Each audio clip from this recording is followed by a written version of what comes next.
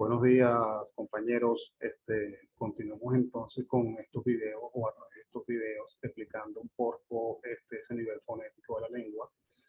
Y ya para ir cerrando este tema que comenzó, como ya nos dimos cuenta, con un material que se asignó para la lectura, en el que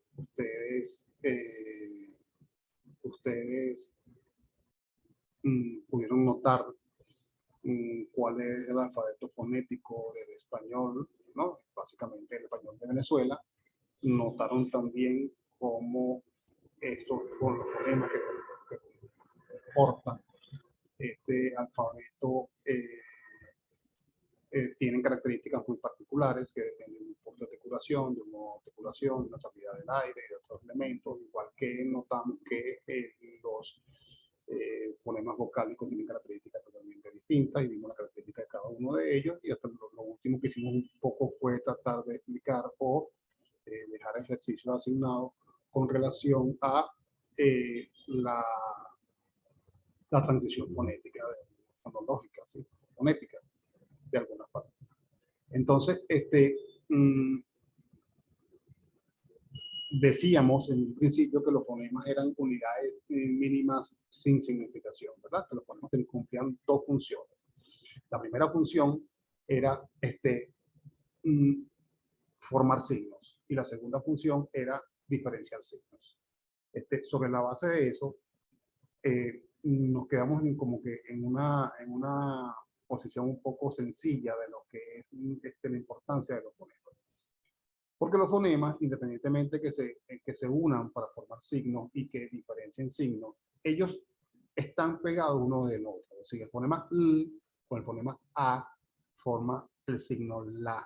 El fonema K con el fonema A, el fonema S y el fonema A forman la palabra casa o el signo casa. Pero al mismo tiempo, esas palabras están todo el tiempo, esos fonemas están interactuando entre ellos. Y el interactuar entre ellos, yo he utilizado un término que es mío, lo propio de la lingüística, se contaminan, es decir, tienden a tomar los rasgos de otros fonemas y algunas veces los sonidos cambian totalmente dentro de la palabra.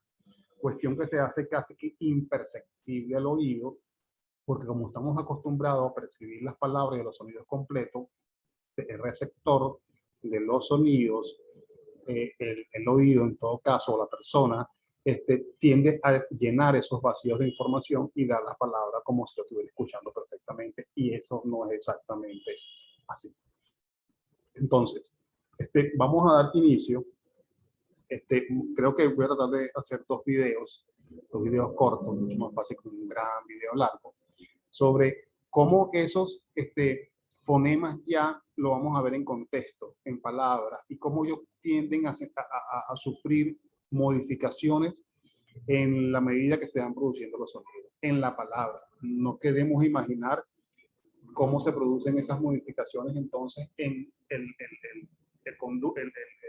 hilo o los sintagmas que producimos, ¿no? En la oración, ¿sí? Mucho más complejo todavía. Como estamos en una introducción a los estudios de la lengua, no vamos entonces a profundizar en ese sentido, sino quedarnos en unos elementos básicos que le van a permitir a ustedes a futuro poder entender mejor lo que es la parte fonética de la lengua. Bien.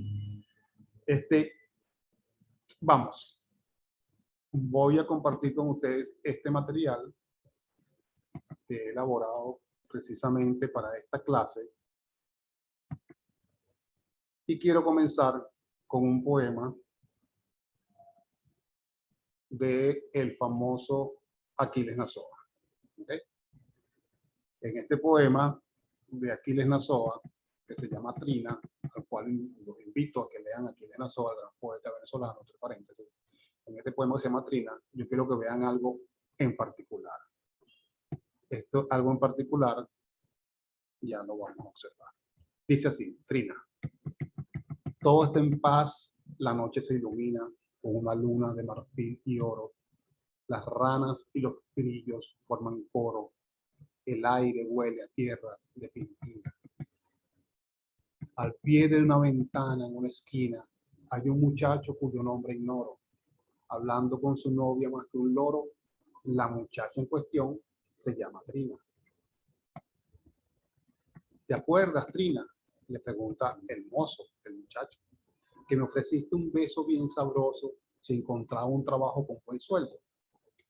Y ella, la joven, esquiva como un gato, se le queda mirando largo rato y al final le responde, no me acuerdo.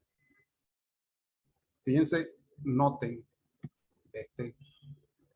no me acuerdo. ¿Ok? Entonces, sobre la base de eso es que vamos a hablar en el día de hoy. Ay, deseando que le haya gustado el poema, ¿no? Uno de los poemas más extraordinarios que tiene el poeta Aquiles Nazoa. Fenómenos fonológicos naturales de la lengua. Fíjense, cuando los fonemas están interactuando entre sí, entre las palabras, se producen una serie de fenómenos naturales de la lengua. Naturales porque es inevitable que sucedan esos modificaciones en los sonidos cada vez que se producen las palabras. Entonces nosotros vamos a ver aquí algunas, no todas, algunos de esos fenómenos particulares, ¿verdad? O lógicos o naturales de la lengua, para que ustedes tengan más noción o se sensibilicen más en el sentido de que todos hablamos de esa manera. Porque ¿qué sucede? Sucede que cuando somos estudiantes o profesores de una carrera llamada castellano, literatura y latín, creemos que somos los que mejores hablamos, ¿sabes? Creemos que somos los que mejores escribimos, creemos que tenemos al toro agarrado por los cachos, o a Dios agarrado por la barba, como dicen también, ¿no? Y eso no es así. Es decir, nosotros tenemos que entender que la lengua presenta fenómenos independientemente de lo bien o mal que usted lo pueda producir en un momento determinado. Y esos fenómenos no escapan a nuestra condición social. Algunos sí, otros no.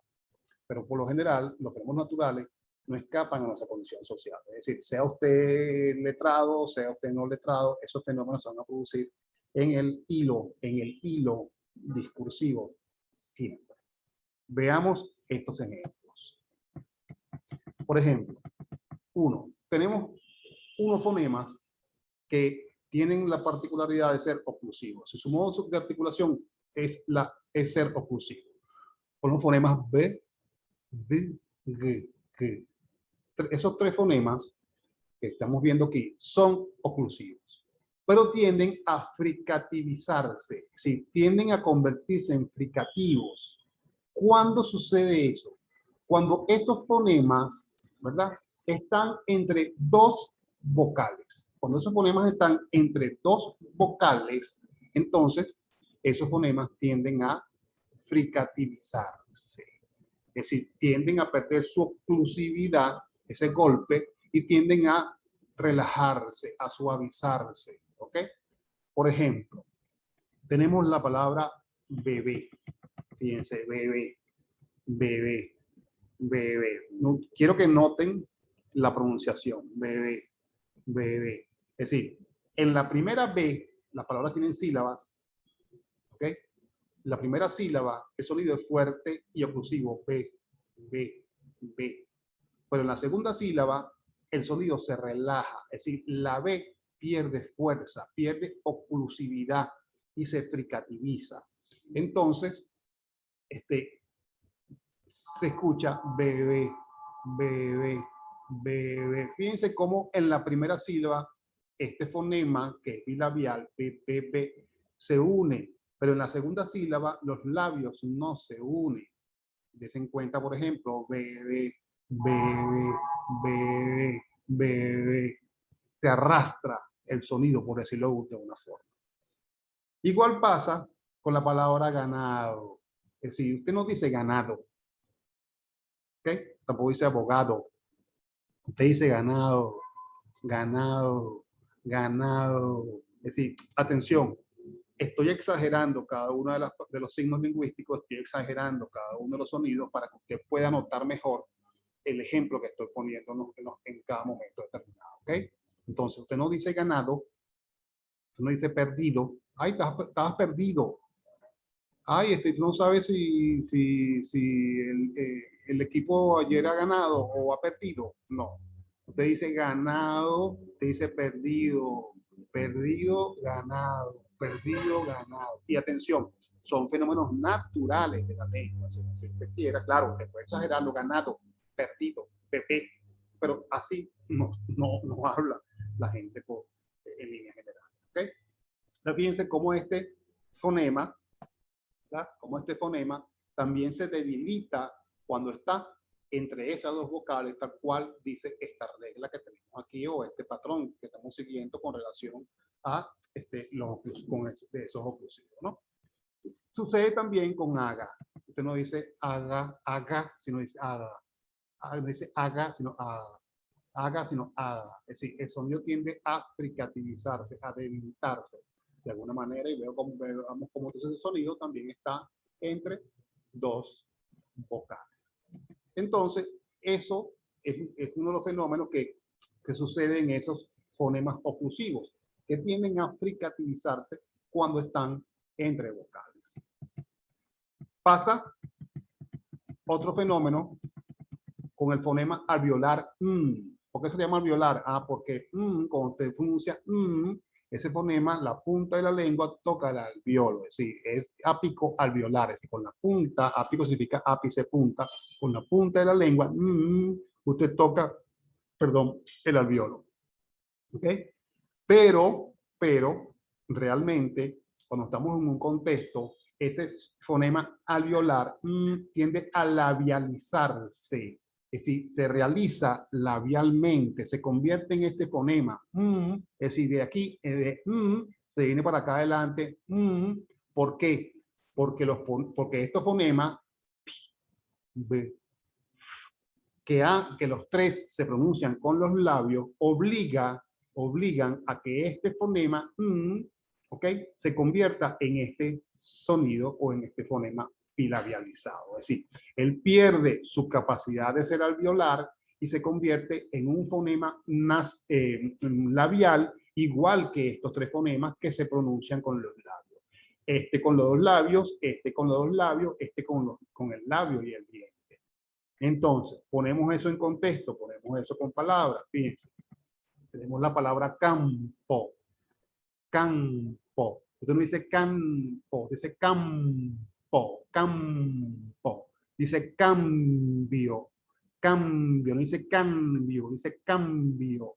Y usted dice anfibio, usted dice anfibio, dice anfibio, anfibio, anfibio.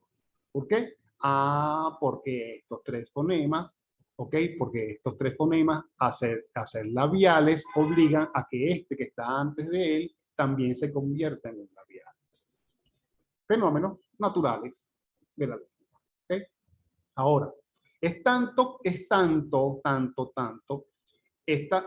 fenómeno que se produce con este tipo de palabras antes del B, que si lo pasamos a grafema es antes de P y B, que esto pasó a ser una regla ortográfica.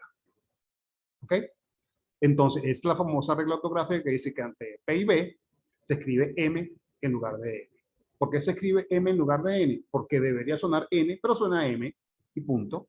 Suena bilabial en vez de alveolar. Entonces, son tantas las palabras que tienen ese contexto en el español que eso pasó a ser inevitablemente una regla ortográfica. Bueno, Freddy, ¿y por qué pasó a ser una regla ortográfica allí y no pasó a ser una regla ortográfica aquí? Porque en este contexto, ¿verdad? De anfibio, donde también sucede eso, donde dice anfibio, son muy pocas las palabras en español que tienen ese contexto. Entonces, a la academia o los que hacen las leyes con estas reglas y estas cuestiones, no les pareció viable crear una regla ortográfica para unas palabras que están en un poco contexto, porque hay pocas palabras que hay con ese contexto fónico en el español. Entonces prefirieron crear la regla ortográfica sobre la base de este fenómeno fonético. Sí, el fenómeno fonético origina una regla gramatical, una regla de escritura. ¿Ok? Fíjense. Pasa entonces que, ajá, vamos aquí. Este fonema que es alveolar, que ya dijimos, ¿verdad? En ese fonema suceden una serie de fenómenos, ¿no? ¿Okay? Se velariza, es decir, se convierte en un fonema velar cuando está delante del velar. Cuando está delante de los fonemas velares, ¿verdad? Ese fonema se velariza. Fonema K es un fonema velar, punto de articulación. Y el fonema K es un fonema velar. Entonces, ¿qué pasa? Como te dice ancla, tú no dices ancla, sino tira la lengua para adelante para tocar el alveolo como debería ser, porque este fonema es alveolar, sino que este fonema se va hacia atrás y se velariza, igual que los fonemas que le siguen. Entonces, usted dice ancla, ancla, ¿ok? Y después dice angustia, angustia, angustia. La lengua no llega a tocar en los alveolos como es natural. Es decir, que este es sencillo, pues. El alveolar tiende a velarizarse cuando está delante de los fonemas alveolares. Eso sucede también con los fonemas palatales. Sucede también con los fonemas palatales. Por ejemplo, sucede también con el fonema alveolar que también se palataliza. ¿Ok? Fíjense. Este fonema alveolar también cuando está delante de los fonemas palatales tiende a palatalizarse, ¿sí? Convierte en un fonema palatal, ¿ok? Que toca el paladar. Entonces, usted cuando dice la palabra ancho,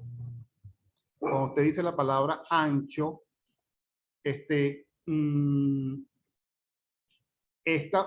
fonema alveolar se convierte en un sonido palatalizado. Usted no dice ancho, sino ancho, ancho, ancho, ancho. Y la lengua toca lo que llaman el cielo de la boca, ¿verdad?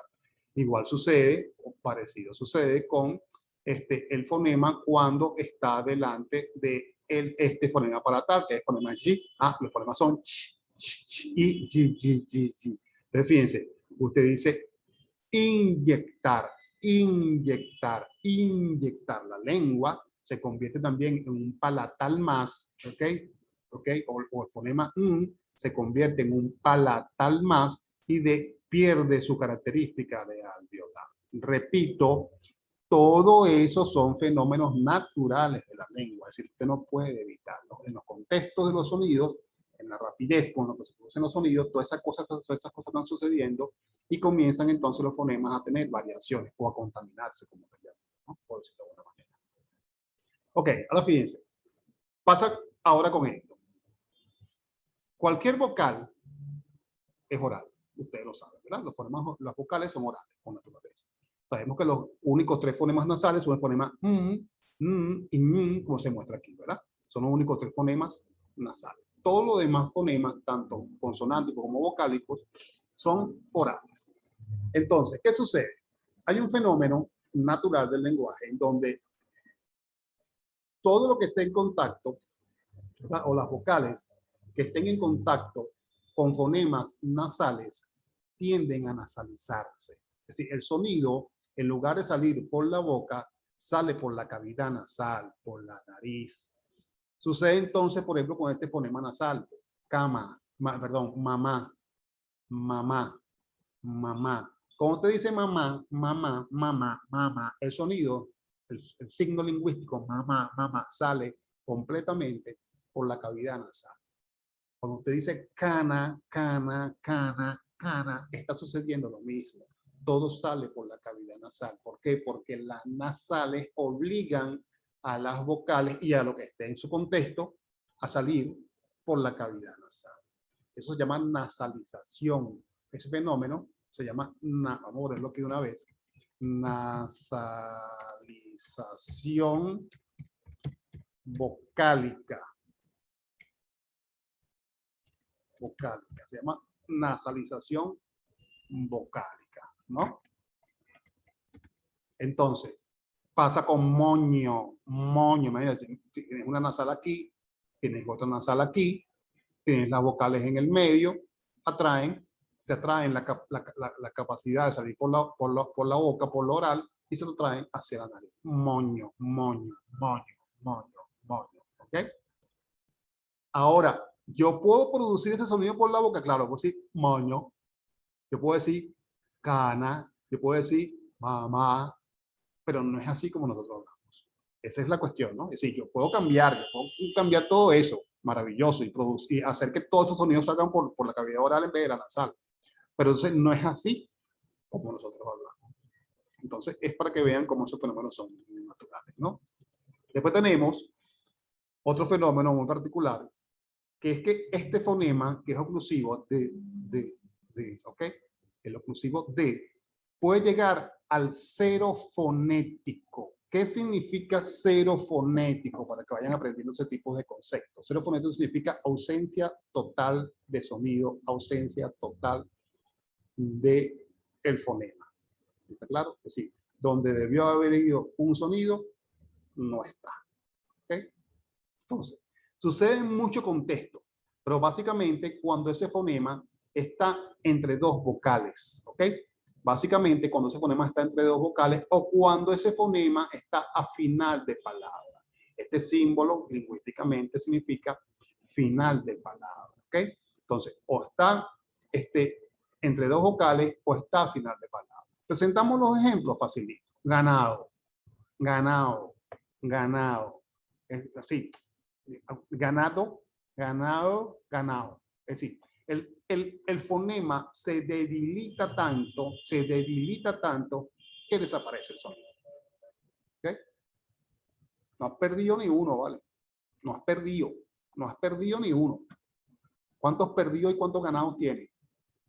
¿Ok? Entonces, des en cuenta cómo el sonido desaparece totalmente. Tanto lo que se debilita, como se planteó en el primer caso, ¿verdad? Ese debilitamiento que llega entonces a desaparecer. Igual sucede con ese mismo fonema oclusivo a final de palabra. Usted no dice Navidad, te dice Navidad. Usted no dice verdad, te dice verdad. Usted no dice calamidad, usted dice calamidad. ¿Ok? Calamidad. Es decir, ese fonema final tiende a desaparecer y llegar a lo que llaman los lingüistas el cero fonético. Bien. Otro fenómeno, ¿ok? Se llama trueque consonántico. ¿Ok? Trueque consonántico. Que se da entre los fonemas líquidos. Recuerden que en la primera parte, cuando vimos el fonema, dijimos que había tres fonemas líquidos. L, R, ¿ok?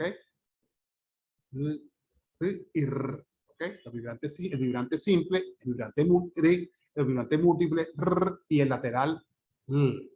Pero ¿qué pasa? Que nosotros, algunos están inconscientemente, por muy estudiados que seamos, podemos, también se explicó en su momento, por el hecho de que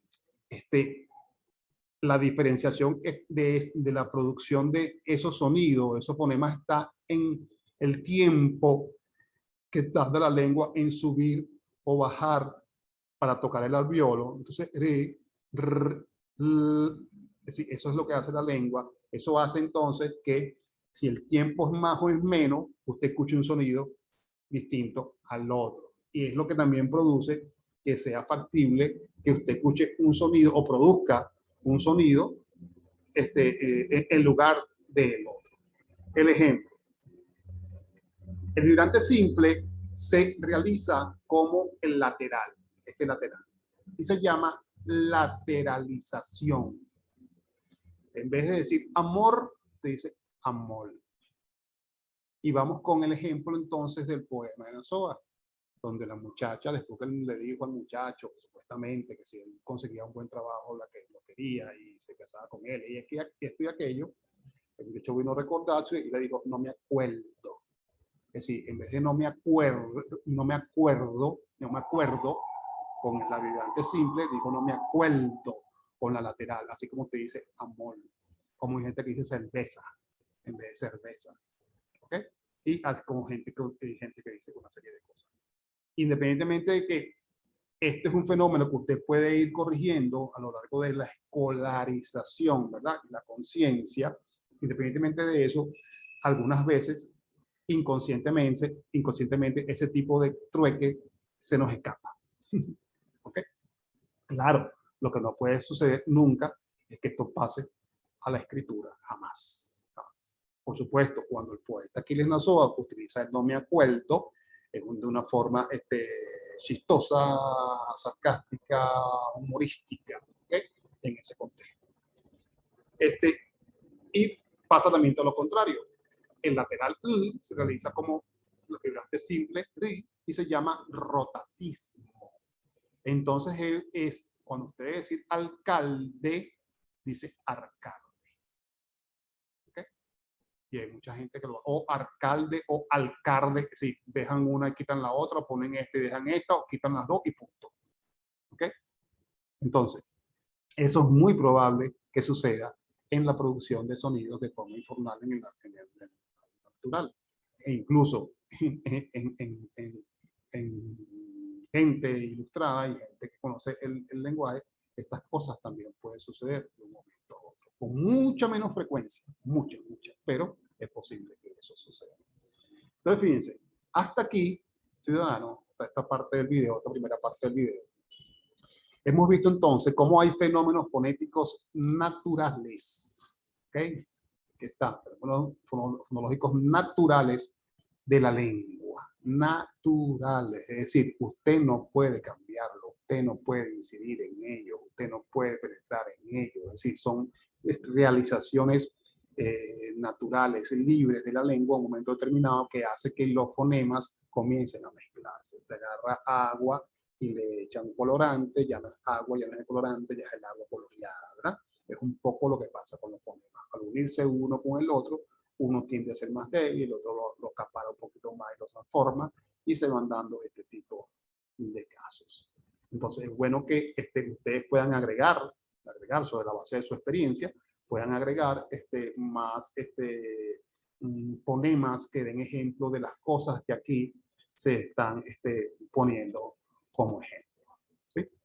Ya para la segunda parte de este video vamos a comentar, vamos a conversar sobre los fenómenos fonéticos segmentales del español de Venezuela. Es decir, cómo esos fenómenos naturales se ven en el español de Venezuela, de cómo hablamos los venezolanos, ¿ok?